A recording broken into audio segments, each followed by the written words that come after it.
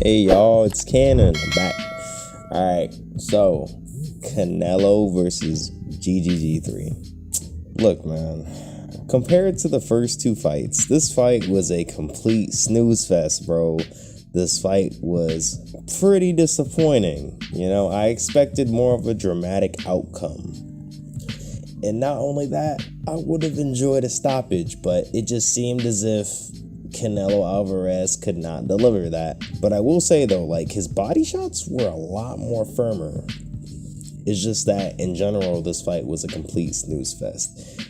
And GGG is old, man. He's old.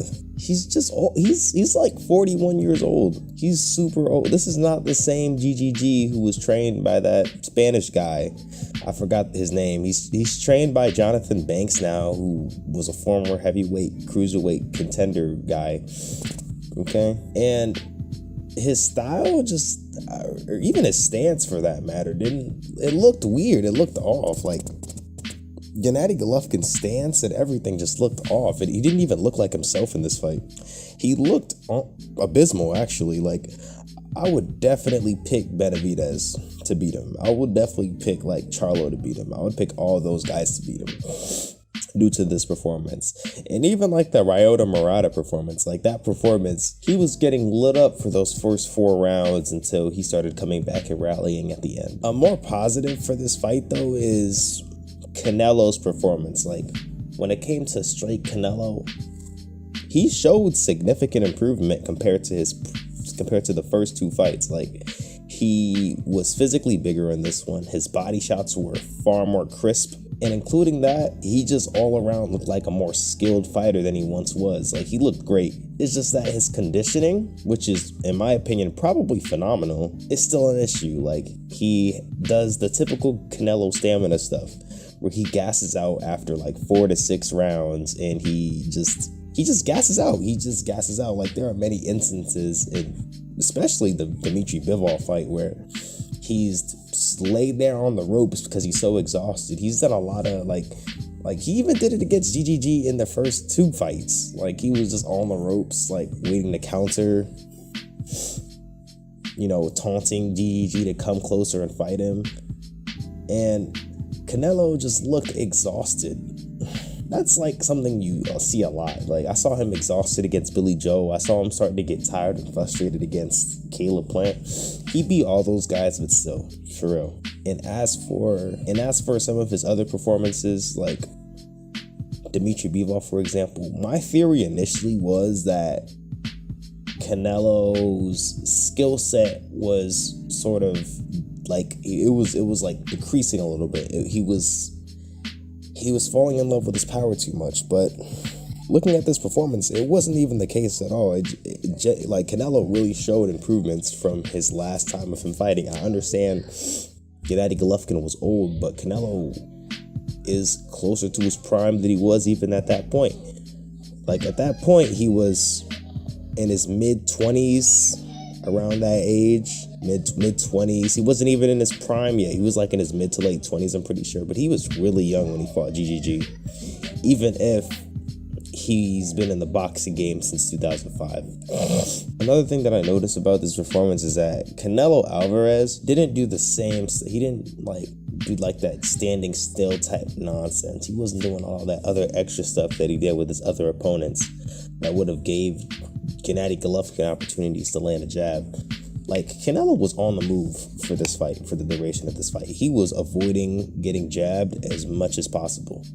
He was landing some good jabs here and there, but typically for most of the time, Canelo always was a step ahead, and he was always able to escape and not get hit by a jab. He's definitely improved on avoiding jabs. Now, will he handle the same thing against a more younger and agile fighter? I don't know. I'm curious to see. I'm curious to see how he's going to do, but we'd have to just wait and see. Canelo too, like, after this entire thing, he's still on that David Benavidez is a Mexican fighter and I won't fight him stuff, which is annoying. First of all, he's a contender in your weight class, in your weight division. Why aren't you fighting him yet? Like, come on, bro. Come on. Like, why aren't you fighting him, man? You should be fighting him. Like, That's one way to avoid, oh, you guys are Mexican, we need to work together. Like, no, fight him. If you didn't have all those belts, it could work, but you're not even letting Benavidez excel in the first. You're not even giving him a title opportunity, all because he's Mexican. Like, stop this excuse nonsense. Stop this excuse nonsense, man. You fought Alfredo Angulo. He probably didn't have the same mindset back then, but still, you should keep that same mindset. David Benavidez is still a fighter who is a contender, top 2, top 1 contender in that division. Like, you still got to give him a title opportunity. I don't care. Like, if he missed weight, did all this other nonsense, he still was a world champion 2 times, and he's still undefeated. As for the scorecards, these were weird. These were some weird scorecards. Gennadiy Golovkin had the judges' system in this fight. I don't know what was happening here. You know, you typically expect Canelo to get the the judging in this case, but it wasn't the case at all. You know, Dmitry Bivol's judges and the same judges for Gennadiy Golovkin were on 2 different paths when it came to who was going to win this fight. It seemed as if GGG did any more, this fight would have been in his favor. And it seemed like if Dmitry Bivol did any less, it would have been in Canelo's favor. Like, did GGG pay off the glove? Not pay off the gloves, but did GGG pay off the judges or something? Like, what? This fight is not 115, 113, bro. This fight is not 116, 112 either. Like, come on. This fight was not close. So miss me with that nonsense. I don't care if Canelo started to gas later in the fight. This fight was not that close. It was the most one-sided trilogy fight in modern, like one of the most one-sided trilogy fights that I've ever seen. And you know what this reminds me of? Man, y'all won't guess this. Will you guys guess it? I don't know. But anyways, this reminds me of Sugar Ray Leonard versus Roberto Duran 3, the fight that nobody cares about.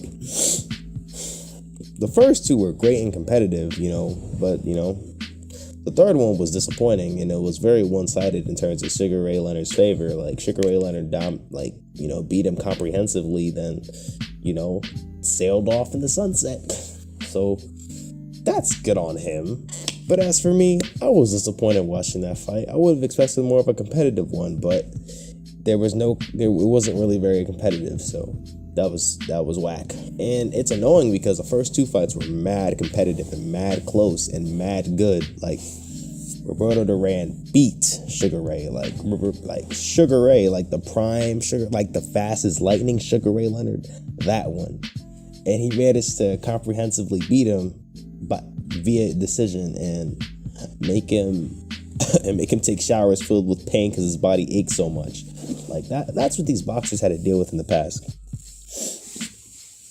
And for that third fight, it was just so one-sided. Whoa, one-sided, man. So let me know in the comments your opinions about this fight. How did you guys feel about it? I personally thought that it was a snooze fest. Let me know in the comment section. My name is Cannon. I'm trying to hit 1,000 subscribers. I know I haven't been on YouTube for a bit, but it was because of school and work, you know. But that's about it. I'll be back. I'll be trying to upload more often, you know. Probably going to go back to the 100, well, not 100 a day, but 1 video every day thing, or a video every single day, or videos every day. I'm going to try my best. All right. Thank you guys for watching. Goodbye.